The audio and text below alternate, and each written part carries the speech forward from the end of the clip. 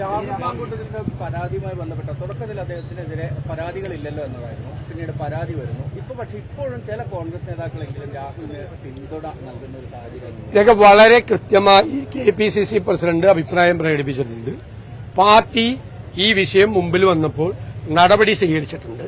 ഞാൻ ചോദിച്ചതുപോലെ ഒരു വിഷയത്തിൽ ഒരാൾക്കെതിരായി 2 പ്രാവശ്യം നടപടി എടുക്കാൻ പറ്റും. നടപടി പാർട്ടി എടുത്തിട്ടുണ്ട്. ഇപ്പോഴത്തെ നിലപാട് ഈ പരാതി വന്നപ്പോൾ പാർട്ടിയുടെ നിലപാട് KPCC പ്രസിഡന്റാണ് പറഞ്ഞിരിക്കുന്നത്. ആ നിലപാടാണ് ഞങ്ങളുടെ എല്ലാവരുടെയും നിലപാട്. ഒരു വ്യത്യാസവും ഒരാൾക്കുമില്ല. മറ്റൊരു അഭിപ്രായം സ്വീകരിക്കാനുള്ള അവകാശം എനിക്കുമില്ല, മറ്റൊരാൾക്കുമില്ല. എല്ലാവരുമായി കൂടിയാലോചന നടത്തിയിട്ടാണ് KPCC പ്രസിഡന്റ് നേരത്തെ നടപടി പ്രഖ്യാപിച്ചതും ഇപ്പോഴുള്ള തീരുമാനം പ്രഖ്യാപിച്ചതും. മറ്റു കാര്യങ്ങൾക്കൊന്നും ഒരു പ്രസക്തിയില്ല. അല്ല, ക്ലിയറാണ്. ഞാൻ ഇതിന്റെ അപ്പുറത്തേക്ക് പറയാനില്ല ഈ വിഷയത്തിൽ.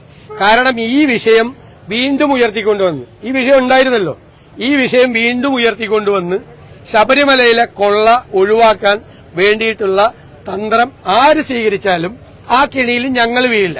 പിന്നെ ഞാൻ നേരത്തെ കുറെ കാര്യങ്ങൾ പറഞ്ഞല്ലോ, അതിലൊന്നും ചെറുവിരലനക്കാതെ അവരെയൊക്കെ പ്രൊട്ടക്ട് ചെയ്തുകൊണ്ട് നടക്കുന്ന CPM-കാർക്ക് ഇത് ചോദിക്കാനുള്ള ഒരു ധാർമ്മികതയില്ല. കോൺഗ്രസ് ആണ് അഭിമാനത്തോടുകൂടി നിൽക്കുന്നത്. കോൺഗ്രസ് ജനങ്ങളുടെ മുമ്പിൽ ഇത്തരം കാര്യങ്ങൾ വന്നപ്പോൾ ഒരു പ്രസ്ഥാനം എന്ന നിലയിൽ ഞങ്ങളുടെ പാർട്ടി, എനിക്ക് അഭിമാനമുണ്ട്, നമ്മളുടെ പ്രസ്ഥാനം നടപടി സ്വീകരിച്ചിട്ട് നിൽക്കുന്ന പാർട്ടിയാണ്. ഞങ്ങളല്ല പ്രതിക്കൂട്ടിൽ നിൽക്കുന്നത് CPM-ആണ്. ഞങ്ങൾ അഭിമാനത്തോടുകൂടി തല ഉയർത്തിയാണ് ജനങ്ങളുടെ മുമ്പിൽ നിൽക്കുന്നത്.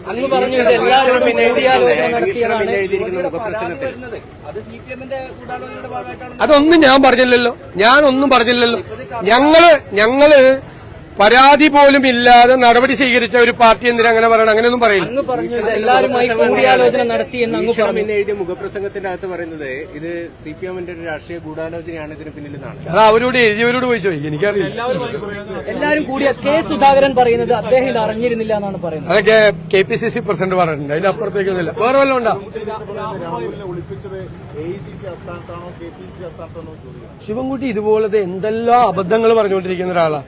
PM ശ്രീ പോയി ഡൽഹിയിൽ 16-ാം തീയതി ഒപ്പുവെച്ചിട്ട് മന്ത്രിസഭയിൽ വന്ന് CPI മന്ത്രിമാര് 4 പേര് ഇതിലൊരിക്കലും ഒപ്പുവെക്കരുതെന്ന് വാശിയോടുകൂടി പറയുമ്പോൾ ഈ ഒപ്പുവെച്ച കാര്യം മറച്ചുവെച്ച് കൂട്ടത്തിലിരിക്കുന്ന മന്ത്രിമാരെ കളിപ്പിച്ച ആളാണ്.